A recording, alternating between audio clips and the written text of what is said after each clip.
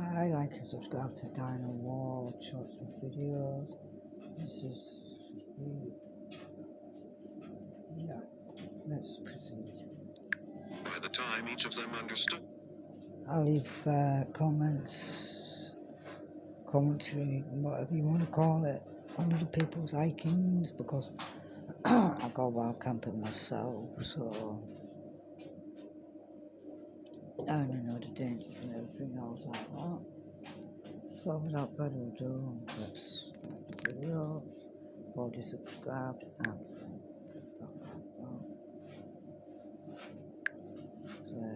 What they were looking at, they were already deep in the woods.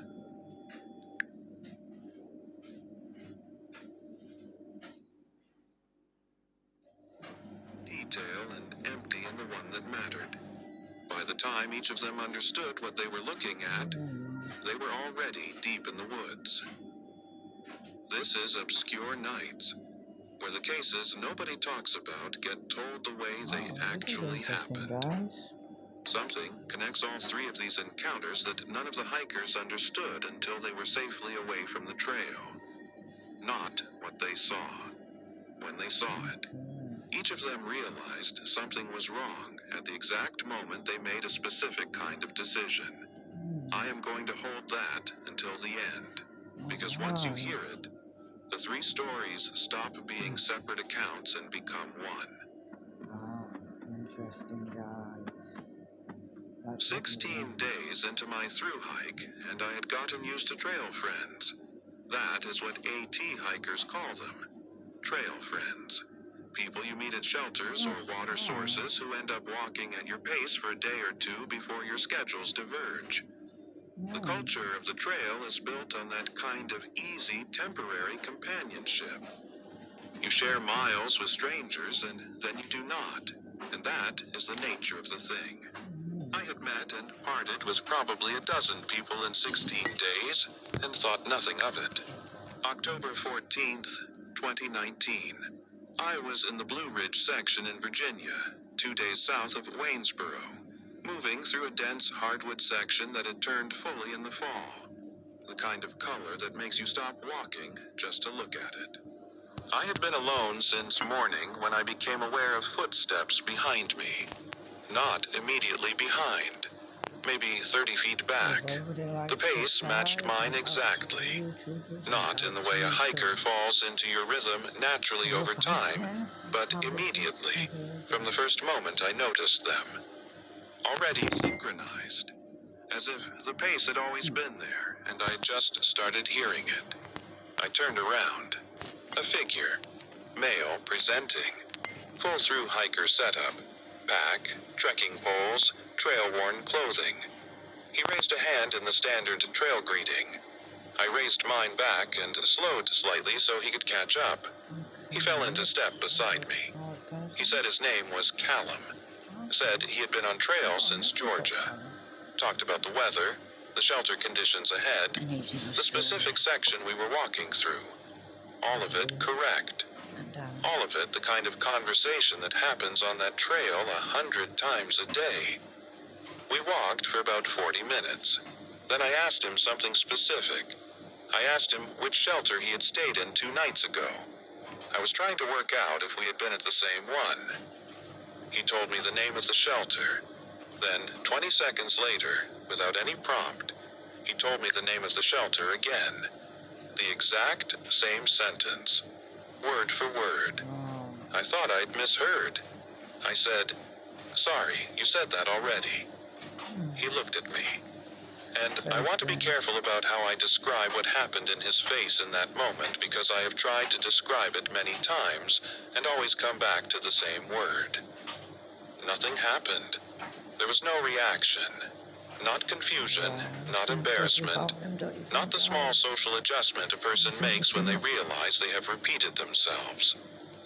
If you think there's something dodgy about this dude, there definitely is, and that's my prerogative, but what do my subscribers think? Do you think he's a bit weird for doing that? I think he is. His face produced nothing. We kept walking. I told myself I was tired. 16 days on repeated themselves. His face produced nothing. We kept walking. I told myself I was tired.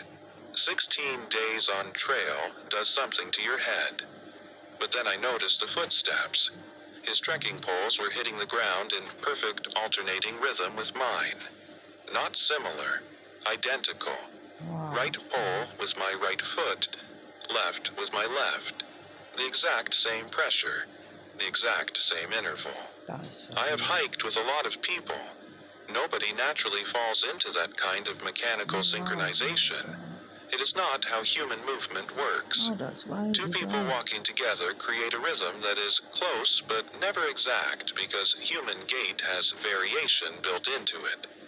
His did not vary. I stopped walking to adjust my pack strap. A natural pause. He stopped at exactly the same moment, not a half second after. The same moment, as if stopping were a response to a signal rather than a decision. I said I needed to take a break and sat on a trail log. He stood.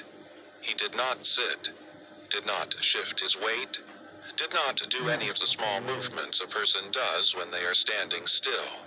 Just stood. I looked at his face again. The eyes were correct. The right color, the right position. Everything anatomically present. But there was something behind them that was not doing the thing eyes do when a person is looking at something. They were pointed at me. They were not seeing me. I picked up my pack and started walking fast. I did not look back for the first mile. When I finally did, the trail was empty. I checked the shelter register that night for the name Callum. It was not there. I checked the 2 shelters before it. Not there. No one at the shelter that evening had encountered another hiker matching. So who the hell was he then, this Callum? Just disappeared. Description on that section that day. Eyes that were pointed at her but not seeing her. Footsteps synchronized with mechanical precision. A name that appeared in no shelter register on that section. Have you ever felt something was wrong with a person before you could name what it was? Comment below right now. And if you are not subscribed to Obscure Nights, hit that button. We are pushing to 1,000 subscribers and every single one matters. Story 2 is the one that happened at a shelter at night, through a wall. I would not mind getting 1,000 subscribers, that'd be so cool. We were the only 2 people registered for that shelter. Me and my hiking partner Fen had checked the register at the previous shelter 8 miles back. 2 names ahead of us, both crossed off as having continued south. We were the last people signed in for our planned stop that night. The shelter was a standard AT 3-walled structure, open front facing the trail, sleeping platforms inside. My head's been hurting, but just felt weird. Yeah, anyway, I'll be cutting off soon. We had done this stretch twice before. We knew the shelter. July 3rd, 2021.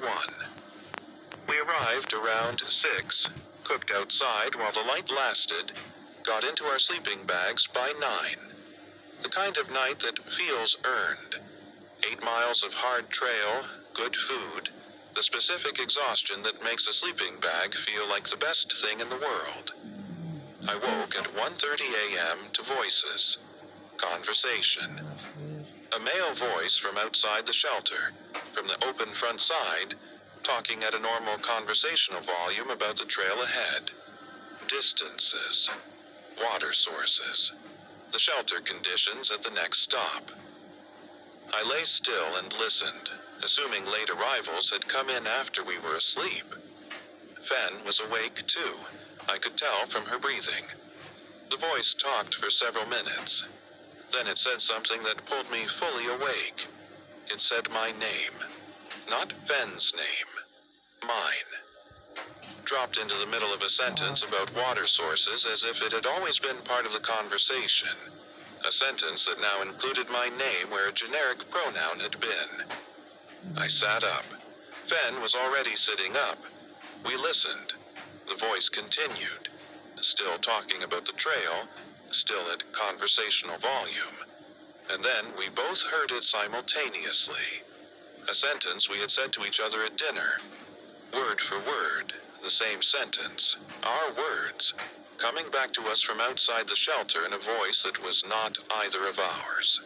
Wow. I moved to the open front of the shelter and looked out. The area in front of the shelter.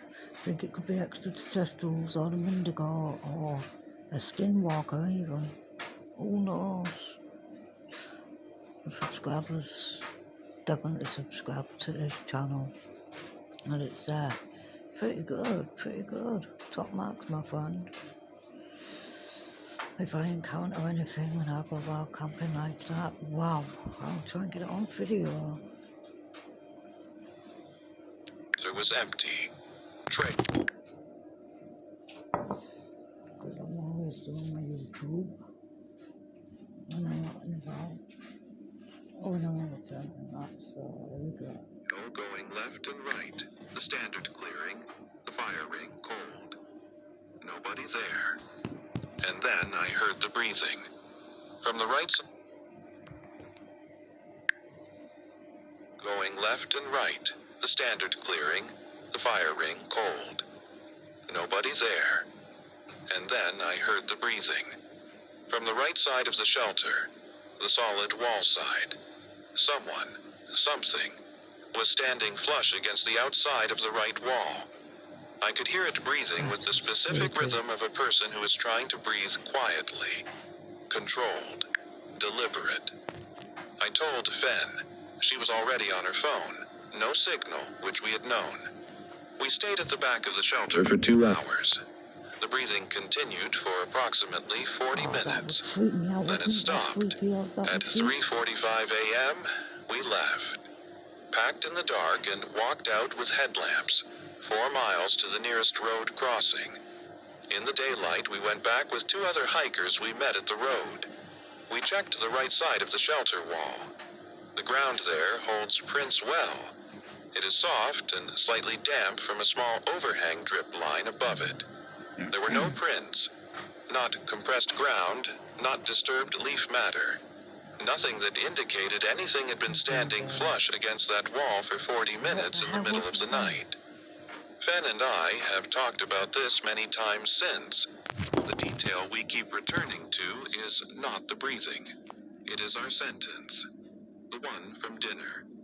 Said back to us in a voice that was neither of ours, from a position outside a wall where nothing left a mark. Whatever was there had been listening to us at dinner.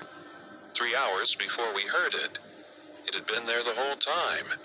It repeated their exact words back to them.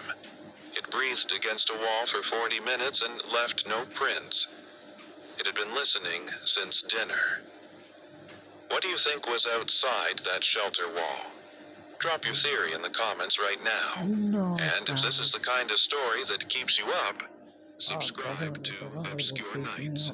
We post every week and the next one is already being built. Nice. Well guys, that's it for now. If you want more of this, I'll do it again some more guys. Peace. And like and subscribe to download shorts and videos. And subscribe to this dude's channel. So every subscriber helps me and him. So let's do this.